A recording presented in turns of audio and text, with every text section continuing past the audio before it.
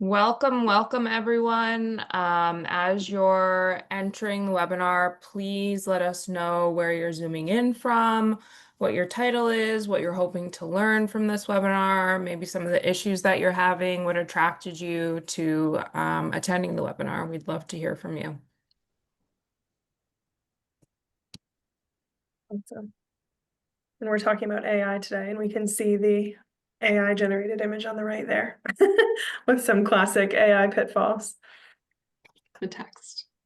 We use, so many people know, but I'm on a curling team. And so our curling team's like big thing is we send AI generated images of our mascot back and forth to each other doing outrageous things. So What is the mascot?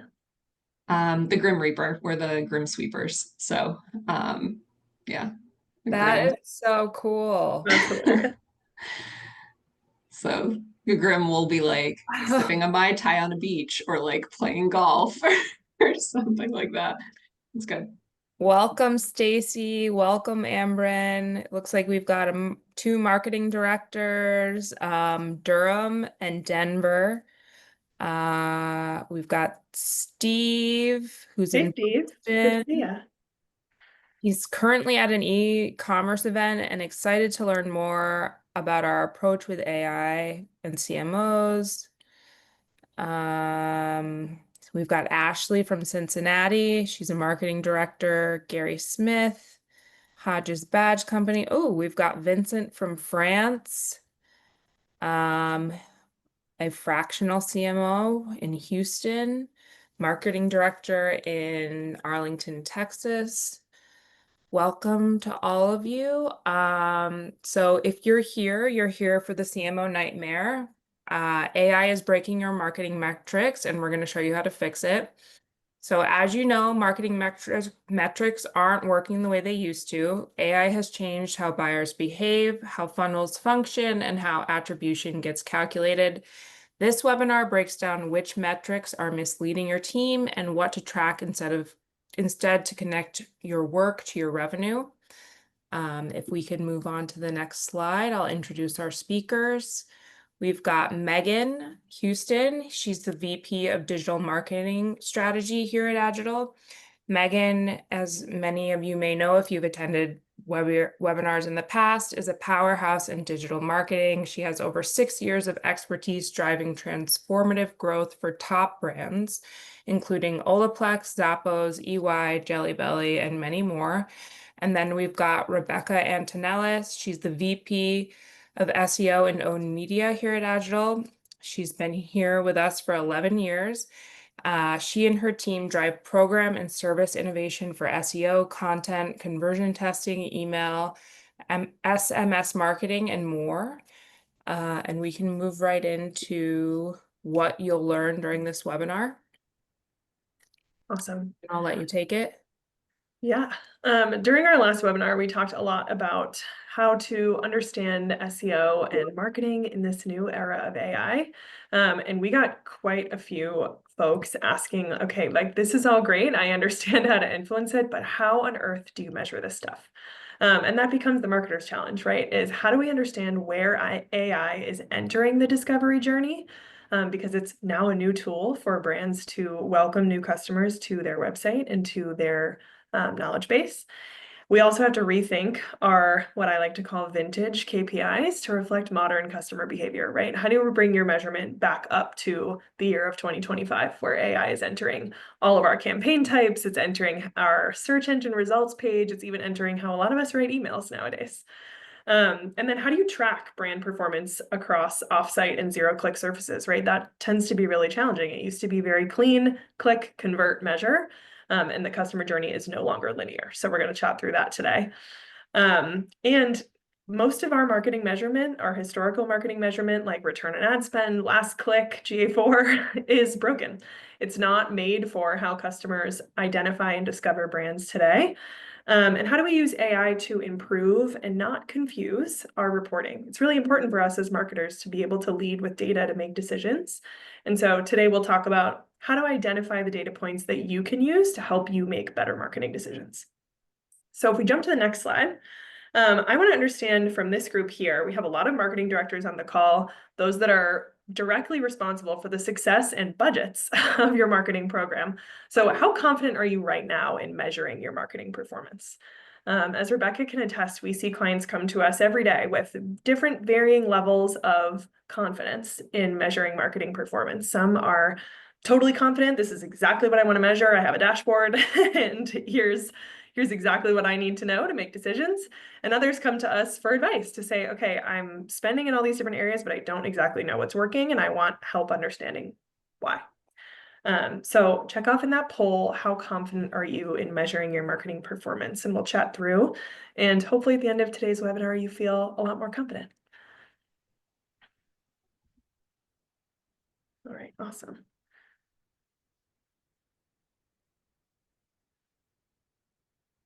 I think with that, we should be good to close the poll. Awesome. All right, cool. We have some folks who are very confident, just 1 out of 32. So that makes sense. About 3% of marketers right now feel very confident in measuring marketing. About 53% of us feel somewhat confident.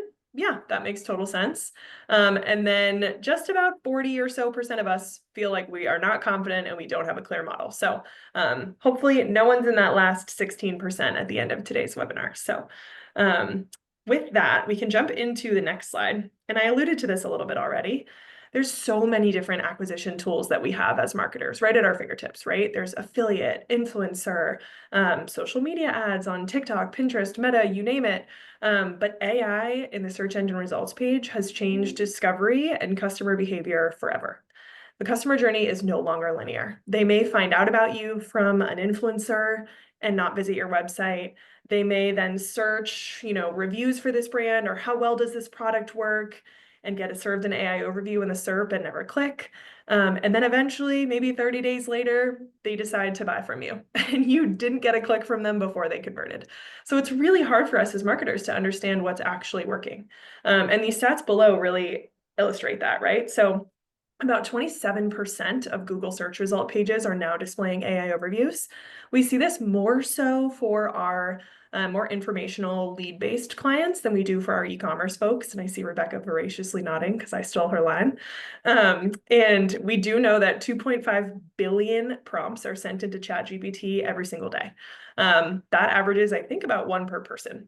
So it's really crazy. Everyone is using ChatGPT to not only to write emails, but to search, okay, I'm remodeling my bathroom. How should I go about it? What retailers should I check out? What type of tile do I need? And so search has become significantly more conversational. And with that, we're starting to see more instant answers and very minimal interaction, right? Customers can now get answers directly from AI. And if you saw the most recent chat, they're also getting notes directly from AI, bypassing traditional clicks and website visits, right? So we're seeing about a 34% decline in clicks for those AI summaries where we were previously seeing customers go directly to the site, search your blog, things like that. So our key takeaway here is really you just have to stay discoverable by using content on your site to become a key leader and trusted resource in your space. That's going to give you the best opportunity to rank for a lot of those AI type summaries in those search engine results pages. So with that, I can hand things over to Rebecca and she'll chat through how do we evolve our marketing measurement. Yeah, thanks, Megan. So I think, with all that, kind of stating what I think a lot of you know and why you're already here, but we have to change from measuring against clicks and using clicks as a key point of measurement to shifting towards more of the visibility metrics like Megan was alluding to. And, we have this stat down here, 64% of marketers say AI make it harder to track customer journeys. That was from last year. I think probably if you asked marketers today, it would be like 95% would agree with that. So we'll get into some of these changes and the different metrics that we want to look at. But first, reiterating what we're up against, we know attribution models aren't aligned with how people are buying. Like Megan said, they're going from influencer, they're hearing about you from a friend, they're asking a search bot, and then maybe they're just going directly to your site. And you don't really understand how those other channels were influenced on that direct visit. We also know that when you start to be cited within ChatGPT or within these AI overviews and your brand is mentioned, you're going to see more searches for that brand term. And so if you're doing paid advertising and capturing your brand traffic, that's going to inflate your return on ad spend. So, that's a metric that maybe is something to consider moving away from. It's going to inflate that overall ROAS and, potentially skew where you're spending and leave more of those discovery terms on the table. We know that your AI tools are also cutting out brand-owned channels. So again, you're not going to get that click to your blog that talks about how they should purchase tiles or how they should purchase a golf club for themselves. They're getting all those answers directly from search, from either Google or ChatGPT. So you're not going to see that click. You're only going to be that mention. And in the same way for social, organic, those zero-click results are going to make it very difficult to measure impact. Awesome. And so for measuring AI, we know that it's replacing the discovery funnel, right? So the customer journey, like I said earlier, is not linear. People are finding out about brands through conversational search. They're finding out about it through their favorite content creators, through affiliates. And so we know that we need to start tracking AI visibility across all major surfaces and not just tracking your website visits and clicks, right? Ranking in AI overviews has become a new customer acquisition tool. Previously, we didn't think of SEO like that, right? It was more so like trying to rank for more of those lower funnel queries, but now people are starting to start their research well ahead of time and using ChatGPT and some of those AI overviews for that. So if we can start to track AI visibility, we can start to understand how well positioned we are among our competitive set to acquire new customers through these AI overviews. So with that, I can hand things over to Rebecca and we'll jump into the next slide there. Can I just interrupt, Megan? Yeah. Sorry, I think there's a perfect question from Steve. He says, how does SERP ranking influence opportunity to show up in AI overviews? I think maybe we could talk about how AI overviews pull from top ranked sources. Yeah, I'll let you take it. Steve, you're stealing my thunder here. I'll let you take it, skip Rebecca. ahead to the slide. So yes, data does show that better rankings correlate with AI overview inclusion, as well as sources sites in ChatGPT, a little bit higher in Perplexity. So yeah, I mean, I think one of the things that we're going to talk about is, while rankings have kind of long been a going away metric just due to overall personalization, at some level you can still kind of get a sense of like, okay, if I'm ranking well for this, I might show up for it in an AI overview. There are definitely better metrics than rankings, but I also know it's sometimes the easiest to understand. So knowing that there's a little bit of a correlation between rank position and references in these sources makes it a little bit easier to hold on to for now. So it's a great question, and thank you for me. Backwards. Yeah, perfect. We can jump back to KPIs that no longer work. Vintage metrics. Vintage metrics. Perfect. So we just talked about how AI is replacing the discovery funnel, and that presents a challenge for marketers of how we shift the way that we measure. So there's a couple different challenges that we typically see with new clients who come to us that I've outlined here. So the first is that paid media metrics will overstate success when performance max campaigns pull in all of your brand terms and then say, hey, I'm doing really well and want to spend the rest of your budget. We also see that content teams, when you're a lead-based website, measure engagement in the content, but not their offsite influence, which is really where that new customer acquisition can come from.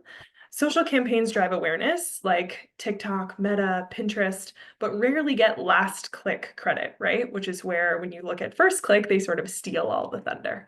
And bounce rate and sessions now just don't connect to revenue, right? Customers are visiting sites in a more research-oriented conversational search way, if they even visit you at all. And so what we need to do is shift stakeholder reports. And I see a lot of directors of marketing on this call. You're doing those reports, you're doing those executive summaries and board decks, away from more of those vanity metrics like click-through rate or clicks or return on ad spend, and towards real contribution to revenue. So we'll talk about some of my favorite modern metrics on this next slide here. I think what's really key is first understanding that first touch and multi-touch attribution models, whether you sign up for attribution partners or tools, they both have major gaps because the customer journey, like I've said a million times, is not linear. And people are discovering you without any sort of trackable behavior. And so GA4 isn't broken. It just doesn't reflect how people explore across chat, see a piece of content, engage with affiliates. And it doesn't really at all tell you how people are interacting with AI overviews in more of that short form content. So social, influencer, AI overviews often go untracked and content consumption happens off-site, but because there's no trackable metric, most measurement models totally ignore it. So instead, for SEO, you want to look at impressions versus clicks to understand your visibility in some of those AI overviews, and Rebecca will elaborate on that in the next little bit. You also want to measure brand lift on a lot of those social channels, right? So running brand lift studies in Meta to try to understand if your ads are actually bringing net new customers to your site. And you want to use media efficiency ratio and CPA, cost per new customer acquisition, to truly understand media efficiency. That is really key because both of those metrics take into account your paid media spend against the performance of your entire site. And this is more so for e-commerce sites, right?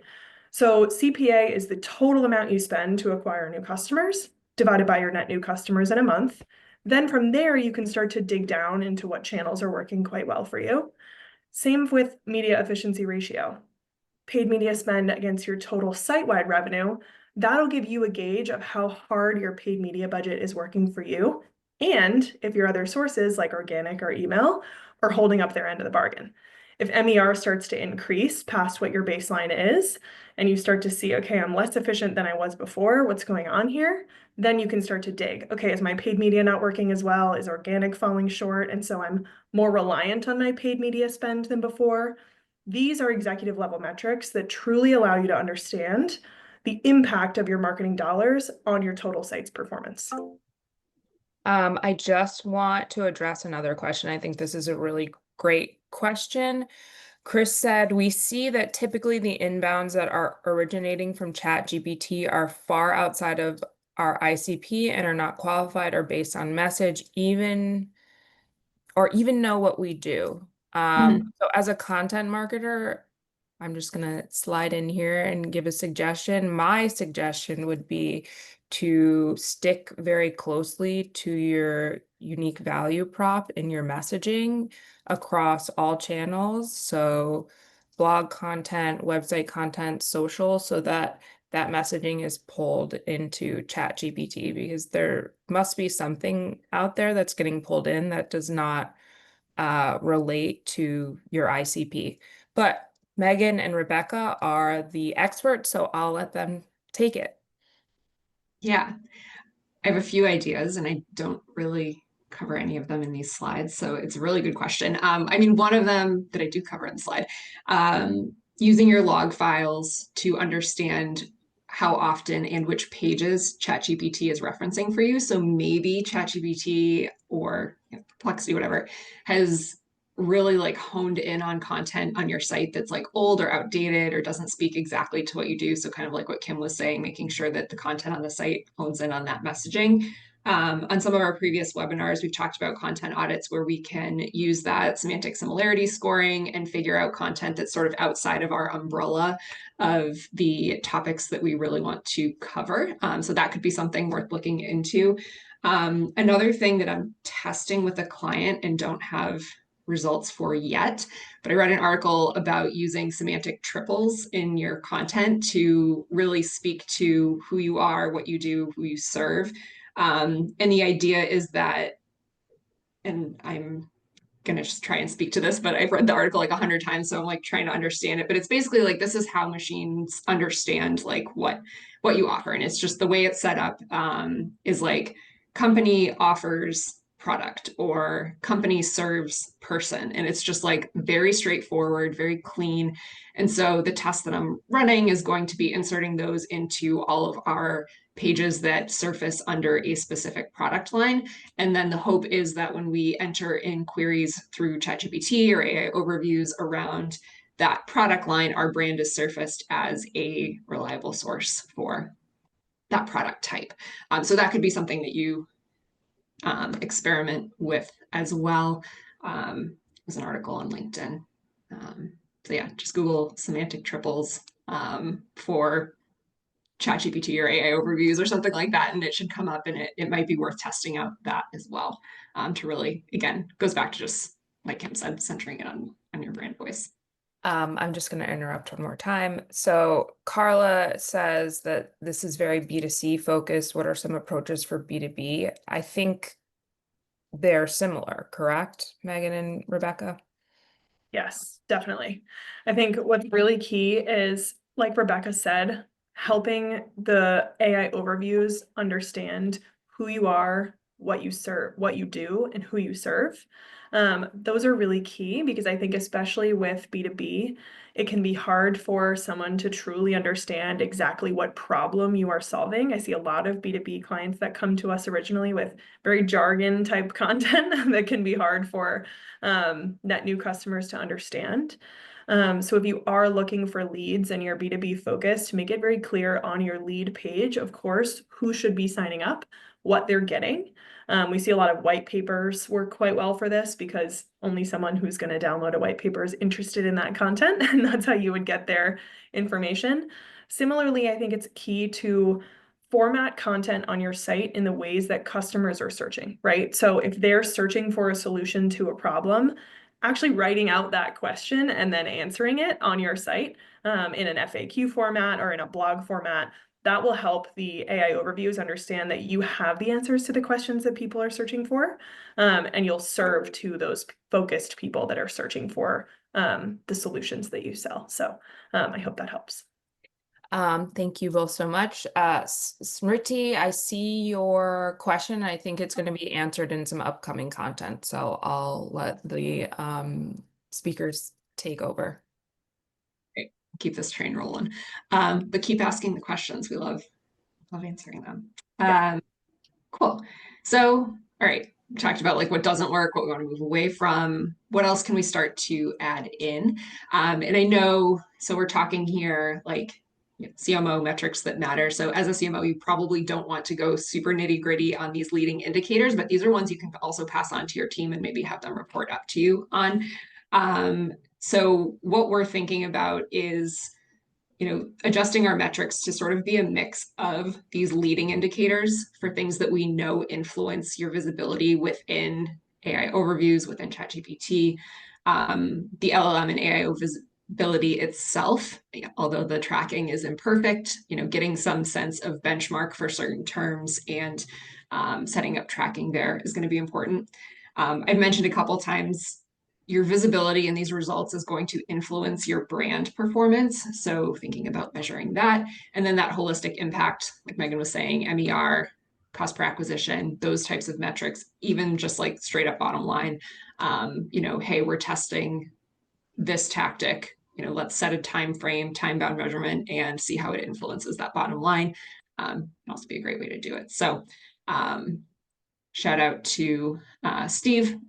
Here's his chat or his question again, the chart looking at that correlation between your ranking position and then the inclusion percentage between AI overviews, ChatGPT, and Perplexity. Again, classic ranking metric can have some correlation between your inclusion within these result types. So you don't need to totally throw out rankings, although maybe start moving away from them a little bit. Another thing that we know plays into the correlation between your visibility in AI overviews, ChatGPT, are brand web mentions and backlinks, as well as your brand search volume. So something that you could maybe measure as a result of this are your net new brand mentions each month. Use something like Ahrefs to track links back to your homepage, set that threshold for high value publications, that sort of thing. that can be a really good way to measure the places that users may come across your brand. And again, not necessarily click directly from this source, or maybe it's an unlinked mention, but just getting your brand out in front of people and tracking that can be a good way to measure, your potential impact there. Again, figuring out some terms that are important to how a user might find your product or service, determining if they have an AI overview showing, and then if you're present and cited in that AI overview, again, is a way to benchmark some of our more important queries. This is very helpful to just make sure that we have that visibility. So find those terms that you want to appear for. Use a tool like Ahrefs to figure out if an AI overview is displayed and if you are present. And you can manually check these, or again, you can use something like Ahrefs to track that. But, setting yourself maybe like a share of voice visibility metric, picking a number of keywords that you want to track on a monthly basis and how frequently you're being cited. That can be a nice way to measure and make up for some of those clicks that are going to be lost through that result type. To Chris's question, I mentioned the using your log files to measure your LLM references. So when someone does a search in ChatGPT, it's pulling the information from your site and it's visiting your site as ChatGPT user within your log files. And so you can use that as a way to see how frequently they're finding your content, what content they're referencing. And so on the Go Fish Digital website, we analyzed a day of our log files and saw that we had almost 500 requests from ChatGPT user on that day, accessing 167 pages. GA4 only reported 3 sessions from ChatGPT. So it's like this massive gap in traffic and data. So definitely start pulling this in, work with your dev teams to see if there's an easy way to start to report on this, either on a daily basis or depending on file size, monthly, something like that. It can be very insightful. And with that, you can also overlay that with maybe homepage traffic, direct traffic. Like, is there a correlation for your site in the number of times ChatGPT is referencing your brand and the traffic that you're getting directly to your homepage, or correlation between that and your branded search impressions in Search Console, or any sort of combination of those types of metrics can be a good way to measure and correlate those two. So talked about these first few: homepage direct visits, media efficiency ratio, cost per acquisition, really great one to include in there. And then that conversion lift. So we're implementing a new tactic. We're investing more in our blog with the goal of showing up more frequently in AI overviews. We're going to do X number of posts a month for X number of months. And let's see, if we're getting more of those leads or more of those conversions. So again, fuzzy math, but that's kind of the theme of this webinar, right? There's no clear-cut attribution here. So with all of that, another poll. Which part of your reporting needs the most work? Do you think it is, SEO attribution, the gaps that you're seeing now between clicks and impressions? Is it your paid media clarity? You're not 100% sure that the money you're spending is bringing money back. Are you missing executive level dashboards? Like, I know we just went into the weeds with some of those metrics and you're like, I don't know how to pull this up another level and bring it to my boss. Is it zero-click visibility? All of the above? None of the above? You have this dialed in. Let us know. We want to hear and we want to help. We will leave this poll open for another 5, 4, 3, 2, 1, and we will close the poll. And it seems like for most of you, waiting for the results to populate on my screen. There we go.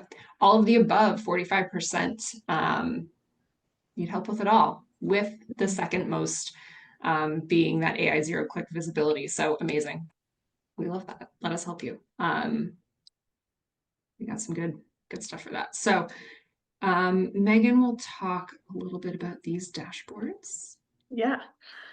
Before I jump into this, Laura, I saw your question in the chat, which is how important are authoritative backlinks coupled with great schema markup on the most visited pages to create the best chance to show in the AI overview? So as less of an SEO expert than Rebecca, I understand SEO pillars and explain SEO pillars as on-site content, off-site content, and technical SEO. And so the way that I kind of explain that to some of our clients is the authoritative backlinks help Google understand how much of an authority you are in the space, how much of a trusted website and brand you are. And our clients that are successful in that are using tools like digital PR, which you can publish tangential content or content on your website, and then our team can go out and pitch that to publishers to get you more legitimate brand mentions and backlinks to your site. And that helps you become more of an authority in your space, therefore trickle down, helps you acquire more net new customers, improves your SEO performance. But that does have to be coupled with, to your point, great technical SEO, right? If Google then says, okay, I'm going to crawl this site and it's a technical mess and the algorithm doesn't know where to go, you're not going to get the best chance at ranking for some of those key terms. So it is really key to have that authoritative backlinks piece. I find most often that people are so focused on technical SEO, they forget about that authoritative content and brand links and mentions. So you're right on the nose with that. It's really key to have both, right? You want great, excellent technical SEO, and then on-site content that can go earn you backlinks and brand mentions. Thank you, Megan. And Laura, I dropped in a webinar that was extremely popular that covers this in depth. I highly recommend watching that replay for anyone who's interested in more information about what Megan just talked about. Rebecca, anything you want to add to my high-level overview? No, I think you did great. And yeah, I think get creative with the schema markup. Google has their documented kind of like schema that they use and will pull into leverage for rich results. But again, that's just your traditional SEO result types. We're going for AI overviews and LLM visibility. So the more you can use that structured data markup to structure and organize and explain like what the content is on your page, the better. So yeah, check out schema.org, get creative, get deep into that documentation and pull in some fun markup types. And to your question, Laura, there's actually two other things that you can do that we've built that I think could be helpful. So first is the similarity score extension. So what this does, it's a Chrome extension. You can go and download it right now. We made it for free. It actually shows how your brand appears in AI answers and can give you GEO visibility. So this can help you understand how well you have the opportunity to rank for some of these AI answers. And then the second tool that is always really helpful is a Google Search Console calculation extension. So Google Search Console is a tool favorite for SEOs and for those looking to understand how visible you are on the SERP. And it actually will help you quantify how much traffic is lost to AI. So this one's really key, helps you pull in percentages. And it's actually a really great way to just get a quick executive look at how your site is performing in Search Console. So if you had that extension, it's much easier to just pull in screenshots to a board deck or a presentation there. It's funny because that screenshot there is like almost the opposite, at least on the clicks impressions that we see. It's like impressions are usually way up, clicks are down, but maybe different for you, Yeah. All right, great. And I'm going to chat about one of our clients who does this really, really well. Solly Baby is a client of ours who has done excellent in focusing on media efficiency ratio and cost per acquisition as their primary KPIs to help drive their business forward. And what this allowed them to do was to invest in more of those top of funnel acquisition tools like social advertising to drive brand awareness, and also they do an excellent amount of tangential content on their site. Their blog is so robust. And they'll do recipes for postpartum moms. They'll do, questions from our first-time moms, things like that. And so they're seen as a real, true authority, because they are, in the postpartum space and in the baby wearing space, because of the investments they're able to make in demand generation through these hard to measure acquisition tools like the blog, AI overviews, social advertising, top of funnel advertising. And this works, right? All of these metrics that we're telling you to measure, these actually help lead our clients to success with the goal of increasing revenue and decreasing acquisition costs. So with that, our team can actually take a look at your marketing performance and understand if there are ways that you can do better in acquiring new customers, and or if you can measure it more effectively. There's tons of ways where these channels tie in together that if you're using traditional marketing metrics, you're just not going to be able to understand or find those correlations to be able to invest in the right things. So what this does is it will tell you for free, hey, these channels are doing really well for you. These not so much. They could use some improvement. Here's what we would do. So check in if you're interested. If you're thinking like, I don't know, I want more information, hit maybe, and we'll send you some more information to see if those insights would be helpful to you. Awesome. All right, perfect. With that, let's jump to the next slide. And what this does will allow you, if you book your free audit, we'll get you some real clarity. We'll take a look into your marketing performance, tie those metrics together. You can also get the slides and replay by email just for signing up. So thank you for signing up here. And if you book a complimentary audit this week, you'll actually get early access to our AI Visibility Playbook, which will be really, really key. It'll give you all of the information from this webinar and so much more on how to understand how visible you are in AI search results. And we'll leave this poll up for the remainder of the webinar. If you enjoyed this webinar, we have many webinars each month. Our upcoming webinar is on August 6th. It's called Why Your Google Ads Waste Budget and 5.5 Fixes That Work. We'll cover common setup flaws that drain performance. We'll show you how to stop paying for traffic that doesn't convert. We'll also show you tracking gaps that might throw off your numbers. We'll help you build smarter, or help show you how to build smarter campaign structures that align with business goals. And you'll leave with some actionable, clear steps on how you can take this into Q4 before the big holiday rush hits. So if you're interested, please scan the QR code, or you can visit us at Agital. There, it's in the chat, agital.com/insights/webinars. And from here, we can move into your questions. Yes.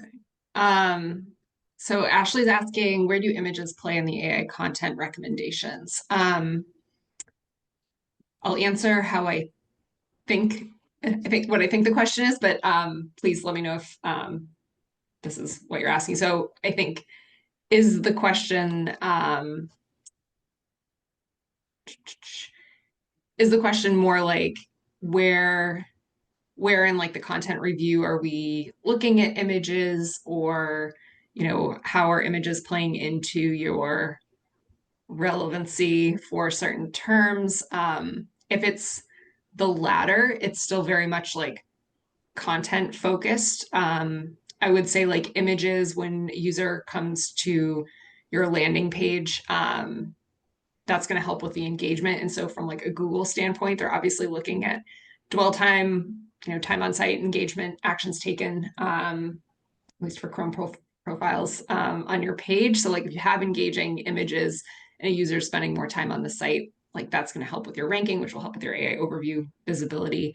I don't know if that answers the question. So if you have any more details, feel free to drop that in the chat. I would love to look into that more for you.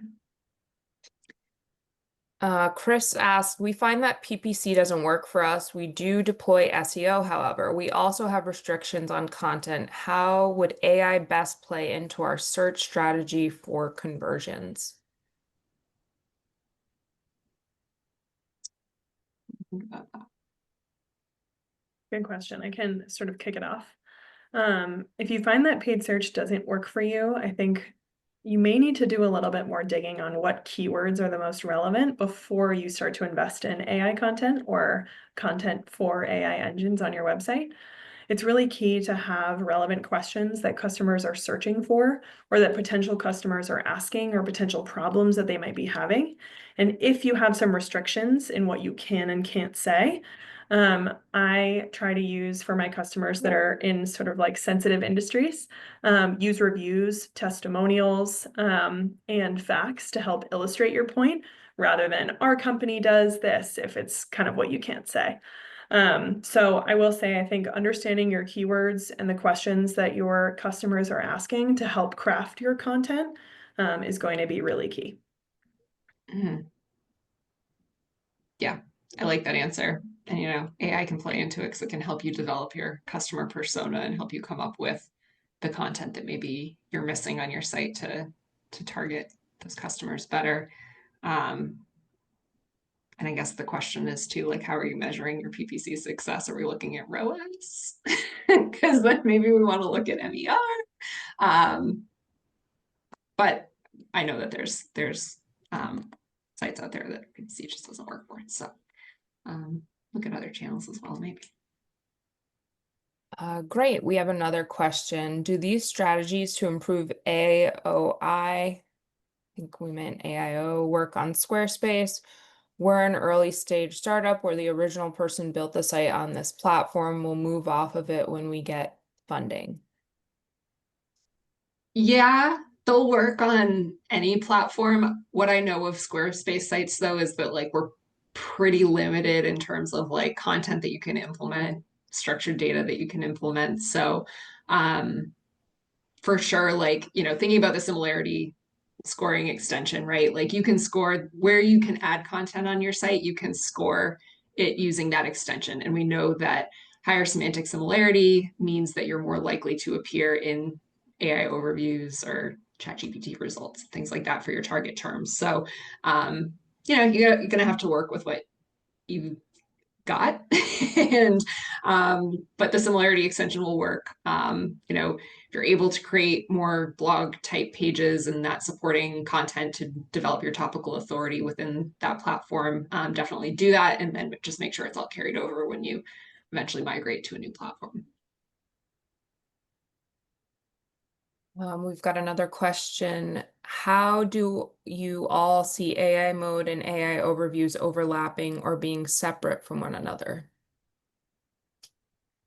Yeah, it's a good question. I believe what we've seen, and I can't cite the exact data, but I believe there is like overlap between the sources used. But I know each time a new search is done for the same query, we're also not seeing like that when that search is repeated, we're not always seeing like the same sources cited. So like comparing the two results, you'll see some similarities, but if you repeat that same search, there's going to be new sources pulled in. So it is sort of a moving target in that sense. Similarity score extension link has a waitlist. Is there another way to access it? Just by filling that out, someone should get in contact with you to get you off that waitlist, I believe.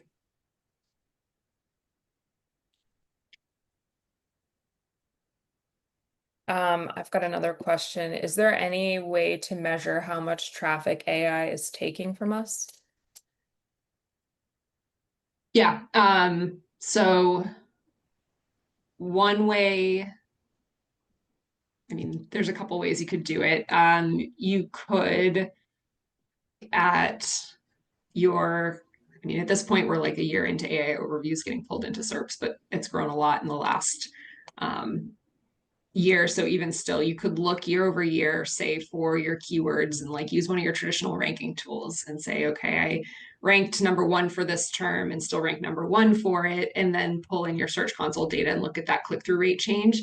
And that will give you an estimate, say, okay, for keywords that I rank number one, or for keywords where I've maintained or improved my average position, we're seeing year over year for that same keyword set, the click-through rate drop by X%. And then you could kind of back of the napkin say, that's how much, at least for AI overviews, that we're seeing traffic drop off.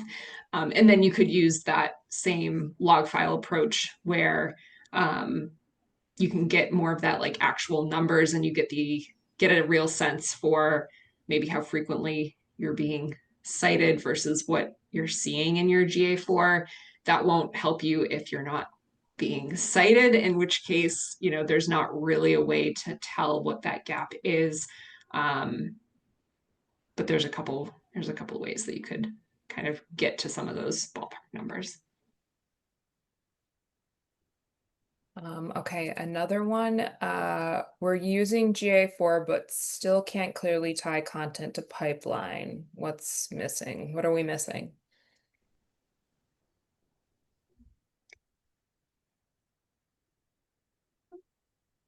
Trying to think about how I want to answer that. I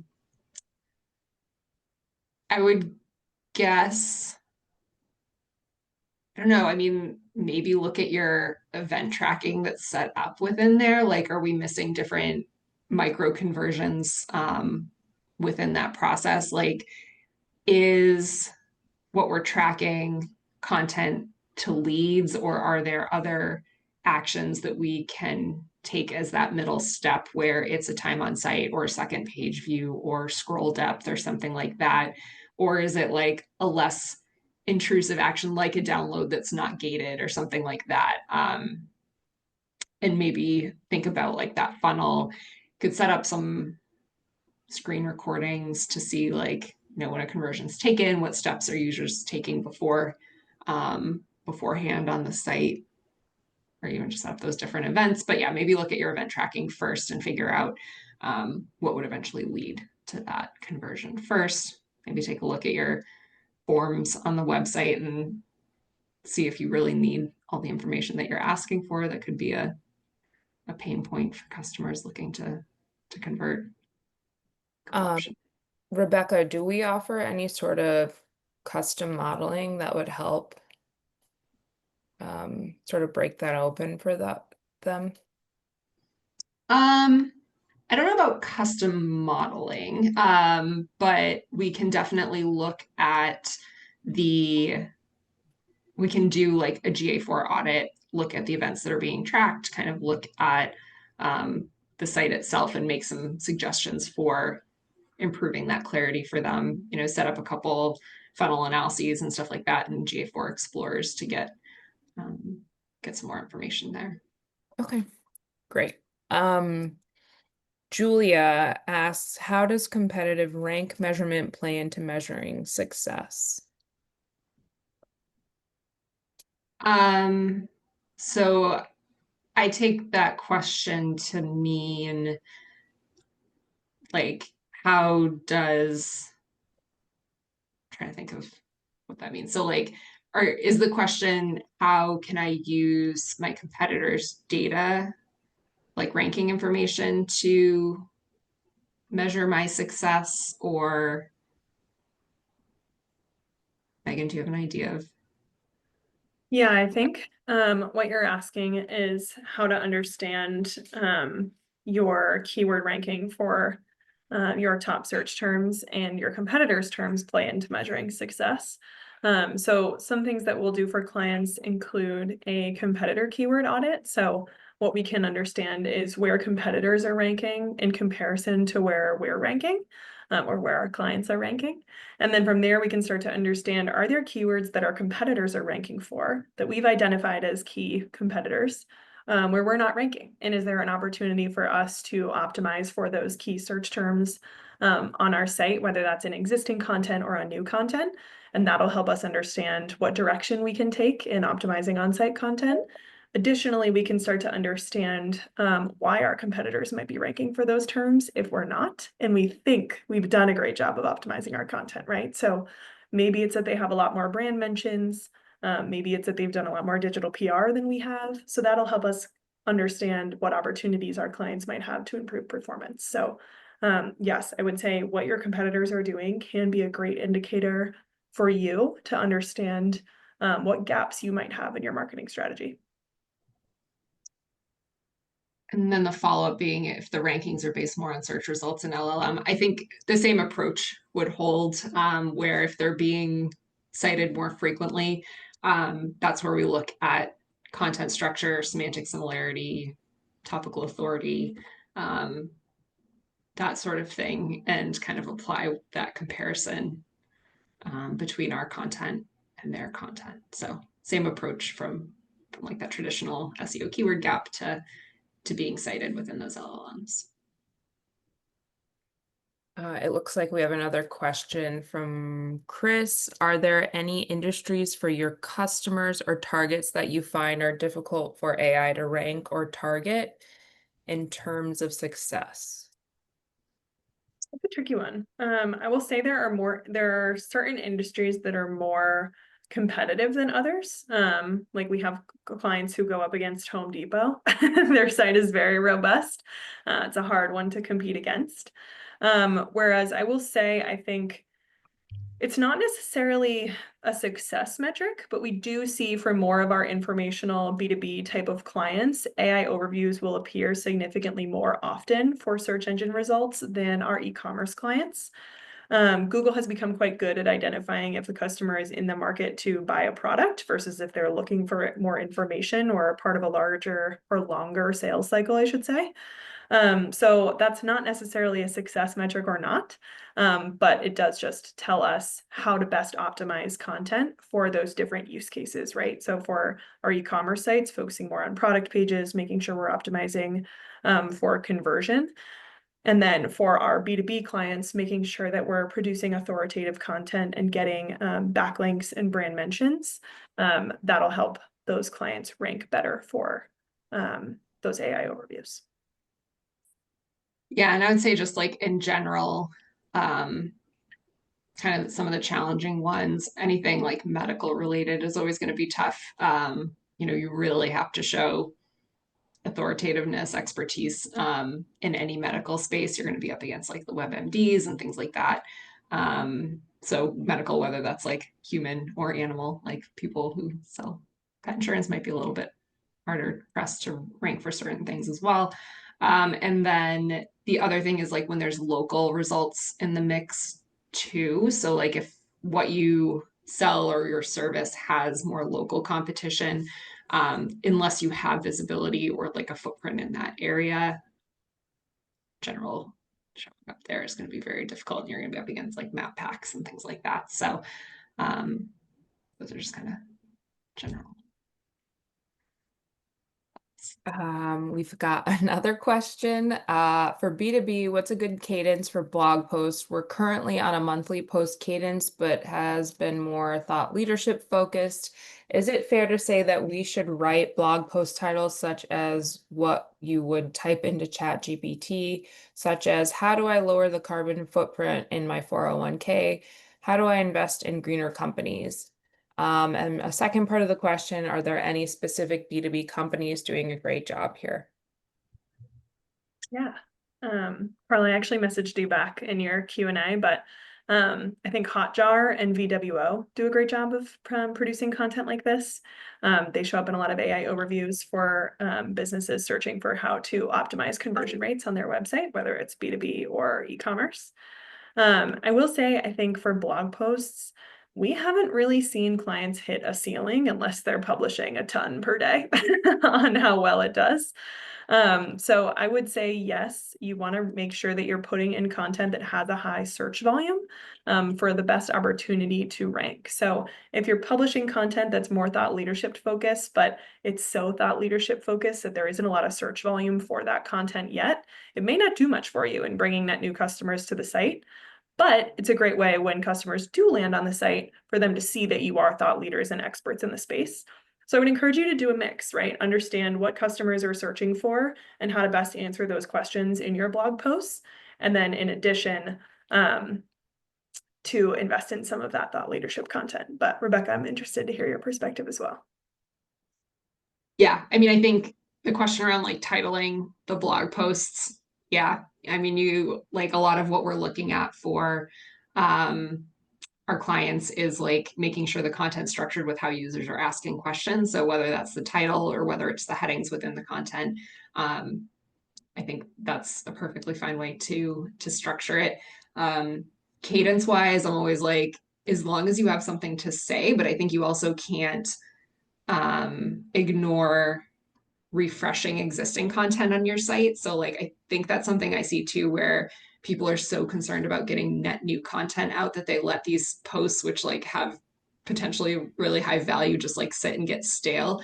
So like as Google's changing, as we get more information around like how ChatGPT and Perplexity decide to pull their sources, like there's always going to be ways that you can update that existing content. So I would get on a good cadence of posting when you have something to post, and then, you know, with any other time, like refreshing some of those old posts and like aiming to refresh it depending on, you know, your business cycle every 3, 6, maximum 12 months, probably.